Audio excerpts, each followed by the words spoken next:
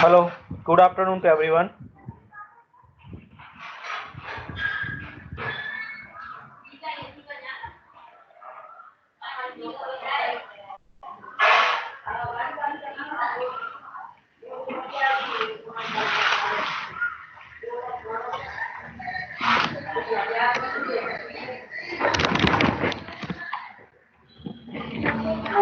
Laptop है ना laptop में खोलो ना माँ यार थोड़ी देखा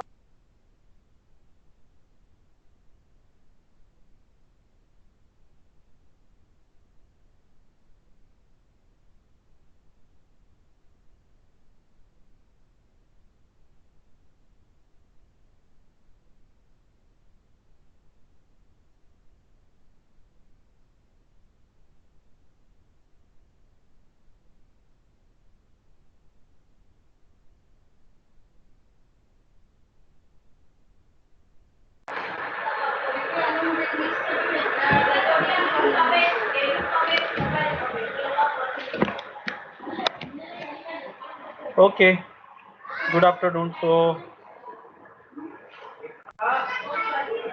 where we stopped in last lecture?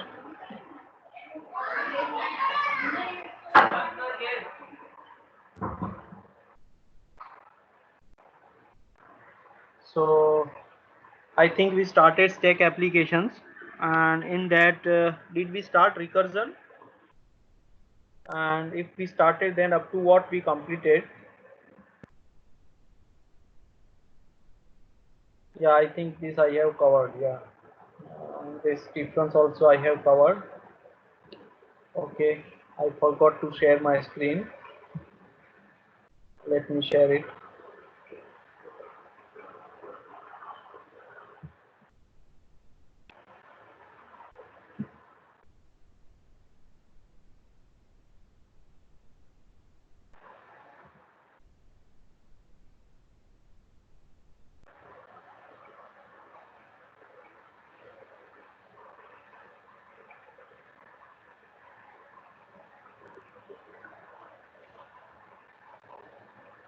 Okay, so recursive process flowchart I think we covered, and then I think we stop here, right? Recursive process, this we covered, yes? Yes or no? Please answer someone. Did we cover? Can you see my slide of recursive process? Yes, sir. Okay, so in last lecture we covered up to this, right?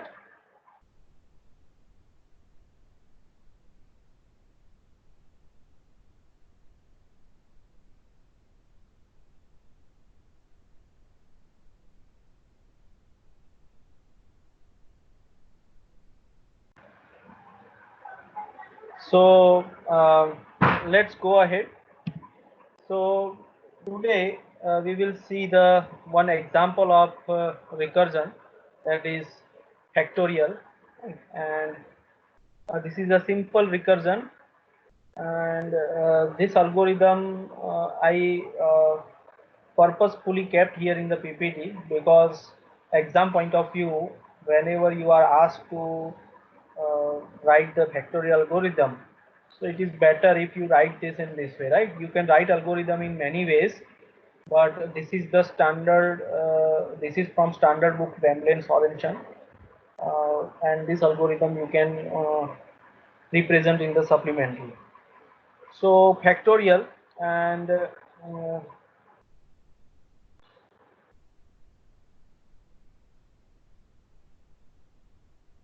so given integer n, this algorithm computes factorial of n, and to compute the factorial of n, we use the stack, and stack A is used to store an activation record associated with each recursive call, right? So in the stack, we the uh, every time we call the function from function itself, at that time the function from which we have called another function, so this parent function parameters will be stored in stack, and this way stack will be used indirectly by the operating system, right? So every recursion is possible by stack only, right?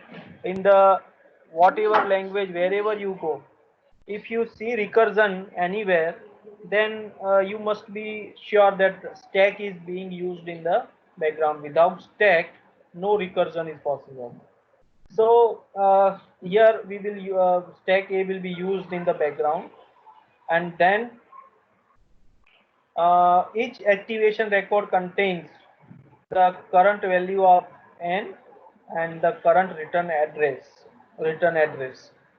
and temporary REC is also a record which contains two variables, param and address dot top is a pointer to the top element of stack. So right, so whenever we call some function, and at that time when we return from that function, so where we should start, right? To note down this, we push all this information in the stack. Right? In the recursion, whenever function calls itself, right? So the function which calls itself, it will also store its current status in the stack. So what this current status would be? The current status would be the value of n and the return address where we are supposed to return after the end of this function, and temporary record which is comprised of the parameters and top pointer of the stack. So the top pointer of stack, then return address, value of n, and any other parameters which are required, right? This all parameters need to be pushed on the stack, and then we can call the function. And when we will return from this called function, the stack will be popped again, and after popping this stack, our operating system will come to know from where to start and what are the values of parameters, what is the value of top pointer, etc., etc. Okay, so initially return address is set to the main calling address, and param is set to initial value of n, and then onwards all subsequent calls will call the function itself, right? Initially from the main function we will call the function of factorial, right? So at that time the first call of the factorial function will store the status of the main function in the stack. So after returning the factorial function, recursive factorial function, from where we have to start, so that we can know from the stack. If we pop the stack, we will get the all information. So let's see the algorithm. So here the first is save the n and return address. So for that I call the push, right? I will call the push, and in that what I will push, I want to push in the stack a top variable and temporary record. Then what should I do next? If n equal to 0, then say factorial equal to 1, and then go to step 4. So if n equal to 0, then store one value in the factorial and go to the step 4, right? And this will again restore the previous n and return the address by doing the pop operation on the stack, right? And that would be uh, from there the subsequent program will be executed, the remaining program will be executed. And suppose n is not equal to 0, then uh, if else if param is not equal to n minus 1, at that time address equal to step 3 and go to step 1. So again after this you have to go to step 1, right? Here you again do push, but before going to step 1 you have to store something into the address from where you are going to step 1, right? So push the status of the function, and this happens for every function call. Every time function calls itself, it checks the value of n. If it is not n minus 1, then it stores the address, go to step 1, it go to the step 1, right? And it keep pushing the status of the function, right? After that, when there is n equal to 0, then go to step 4. It will go to the step 4 and it will restore the this. Otherwise, when it will uh, and then it will pop. Suppose n is not equal to 0 and you have pushed the status of the function, then it will, and when you call the pop, it will bring you at here, calculate the n factorial, and the factorial is equal to n into factorial. This will be calculated. Any questions in this algorithm? So this algorithm is a recursive algorithm, so it's a bit tricky to understand it, right? Because you have to have good imagination power to create the imagination, right? Uh,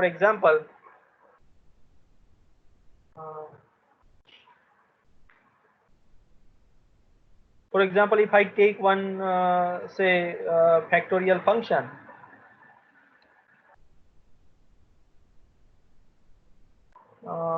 let me open the page.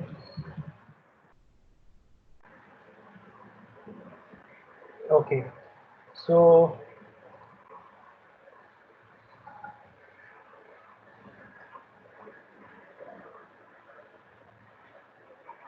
here, suppose I say factorial of 5, right? Then it will call factorial of 4, right? Factorial 4 subsequently will call factorial of 3,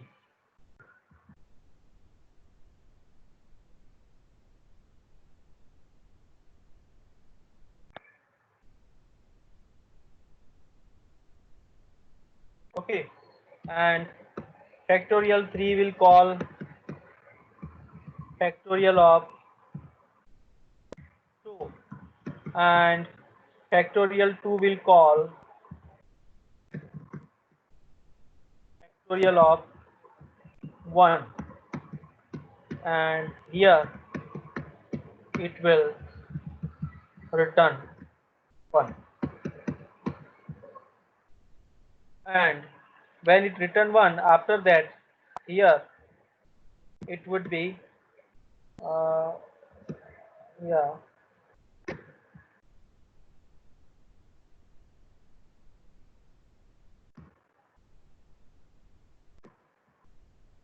and so on, right?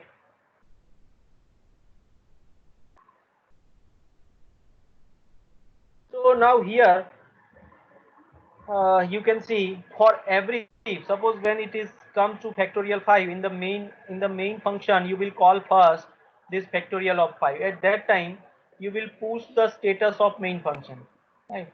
When you come to the factorial 4, you will push the status of factorial 5. When you come to factorial 3, you will push the status of factorial 4, and so on. When you come to factorial 1, you return 1. Then from here you pop the status which you stored on the stack back, and then you will start from there the factorial of 2's execution, and here you will do the calculation, and then at the end of this function you again pop, and factorial 3 calculation will go on, and again you will pop, factorial 4 calculation will go on, again you will pop, and factorial 5 calculation will go on. So so this algorithm, these 4 steps are repeatedly getting called as many times as the value of n in the factorial. Is it clear? Any questions?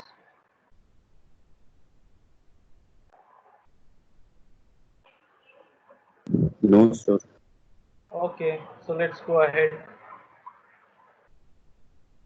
Now another example. This is a complex recursion example. It is the algorithm to find the greatest common divisor of two numbers, and it is also called the Euclid's algorithm. Is my slide visible? Yes, sir. Yes, sir. Yes. Yeah. So this is the complex recursion example, and it is also called Euclid's algorithm to find the greatest common divisor. And see, it's a very beautiful algorithm. If you see it, I give you few seconds or to understand this. You go through this algorithm and try to understand it, and you work out for some two numbers. You tell any two numbers for which we want to find the greatest common divisor, and then work out this factorial recursive function. It's a very important to understand.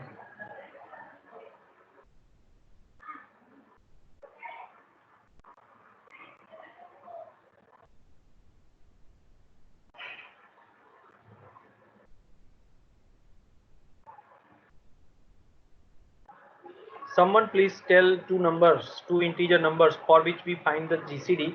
First of all, sorry, I gave you a few seconds to understand this algorithm, and then we will understand it by taking one example.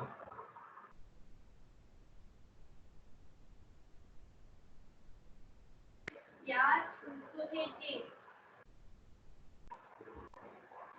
दादू खा रहा है सजे कैसा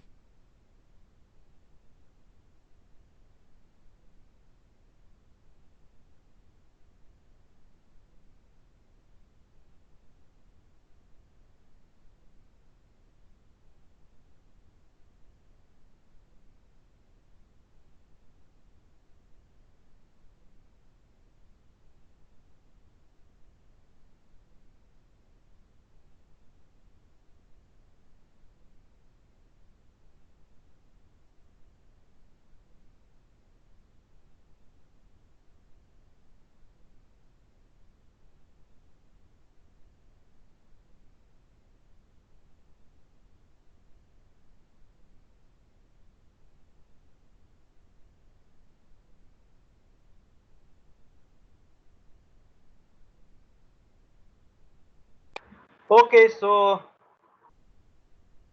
have you understood it? See, very, yes, someone was answering.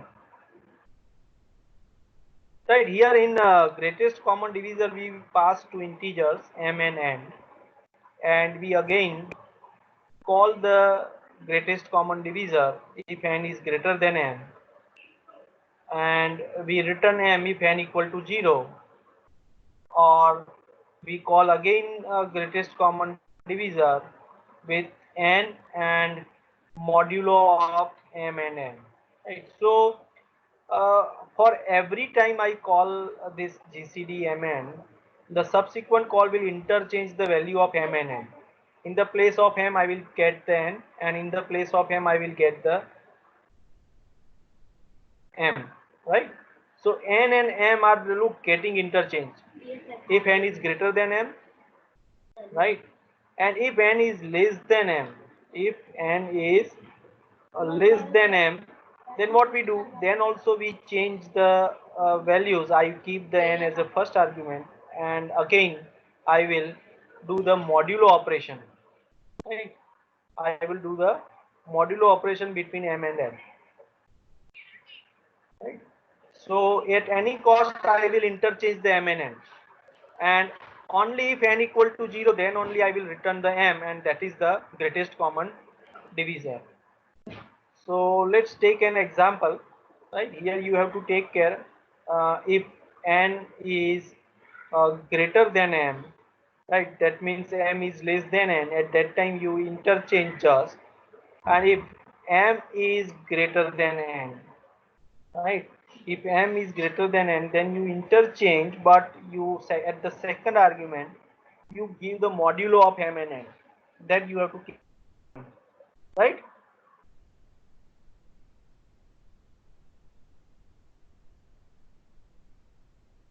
Any questions?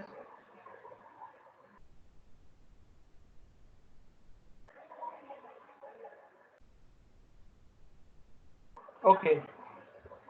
So in other words, if the first argument is lower than the second argument, we will just interchange. But if the second argument is lower than the first argument, we will provide the modulo of m and n.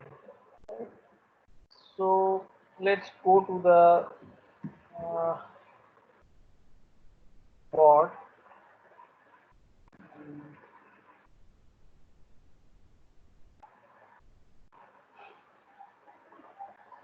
Okay, can you tell me some two integers we want to find the greatest common divisor?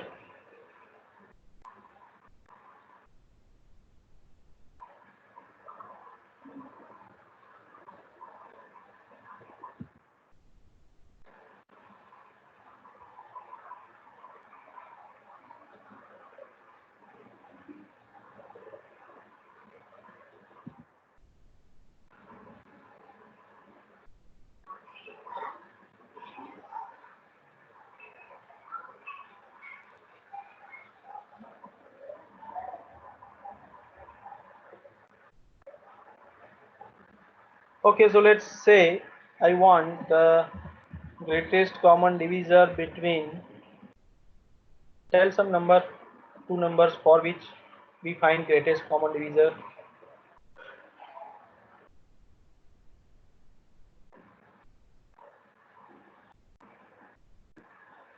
Number 36,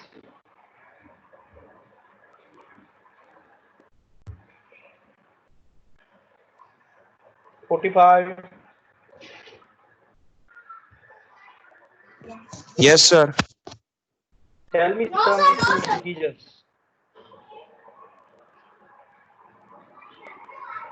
Hello? 5 and 2. 5 and 2, these are the very small integers. Uh, uh, okay, let's go ahead with 5 and 2, then we will take one more example. So in this function, if you call, what you will do, tell me by looking at this. Now here 5 and 2, so m is 5 and n equal to 2. Can you see my PPT? Because I change here very fast, I think there may be some delay. So okay, uh, the value of m equal to 5 and value of n equal to 2. Right?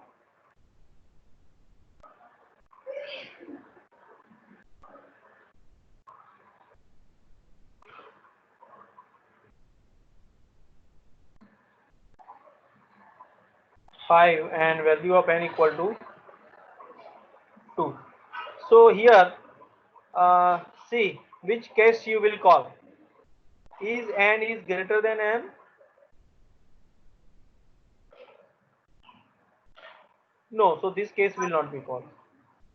Yes, someone was answering. Is n equal to 0? No, n equal to 2. And n is also not greater than m is greater than 2. Right? And next, n otherwise. Otherwise means if n is not greater than m, n is not equal to 0, that means otherwise means n is less than m. So we will follow this, right? So uh, let's call this. So how you will call it? Let me open. And what you will do here? Now, tell me.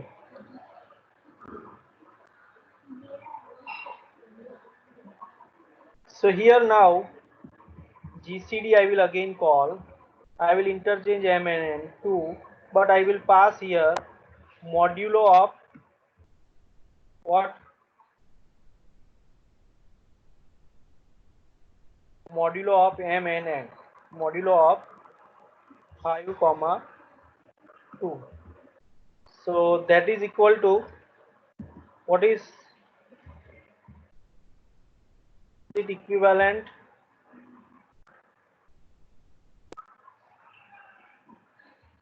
equal to GCD of, are you getting?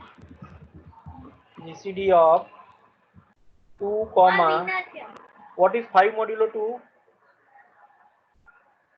What is the answer of 5 modulo 2? 1. Yes, 1. 1. Yeah, 1. Now uh,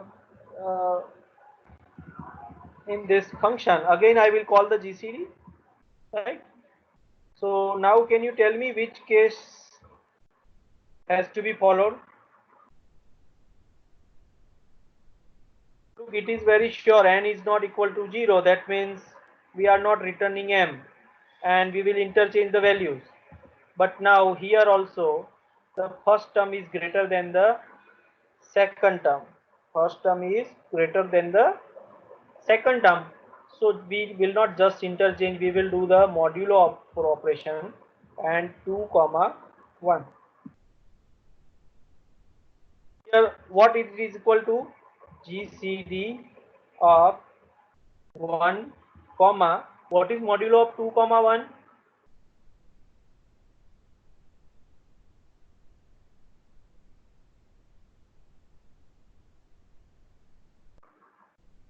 One.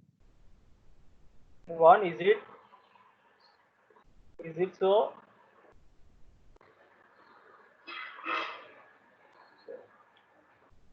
Two comma 1. So 2 divided by 1. 0. Yes, 0, obviously, right? Remainder will be 0 because with 1 everything is divisible. And now here, after getting this GCD 1 0, here you can see which case is there. Let me open the PPT. Here, now see here. Is anyone answering?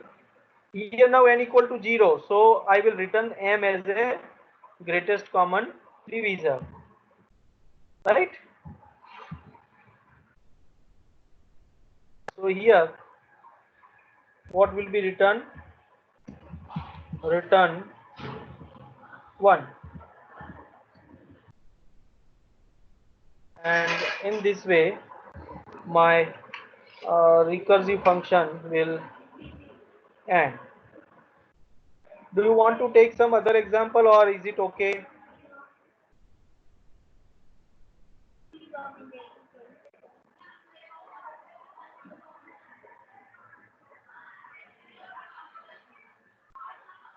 0, 15. What? Just GCD of what? 0 and 15? 0 and 15. 0 and 15, yes. So if we take this, so what is the case here? Like the first argument is not the greater than the second argument, right? So here you can see n is greater than m. Second argument is bigger than the first argument. So we will just, what we should do, which case will be followed out of these three? First, second or third?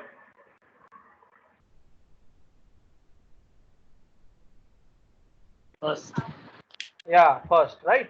So here we have to just interchange GCD and here we have to just interchange 15 and 0. Now here n equal to 0, so we have to just return, right? Yeah. So is this okay?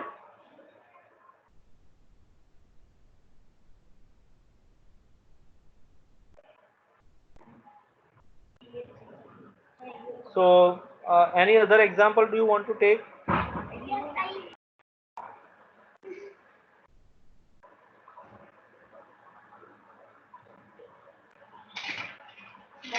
So can I go ahead or you want to give me some two integers to understand more, or you have understood everyone?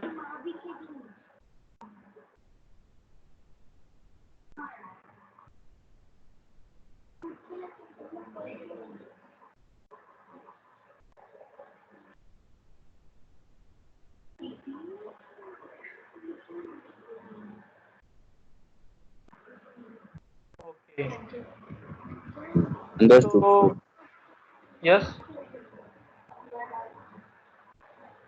you can write some two integer in chat also if you want, or I can go ahead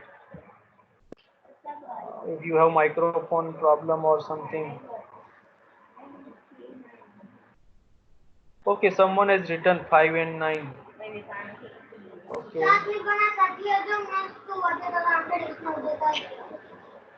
15 and 22. Okay, let's take 15 and 22.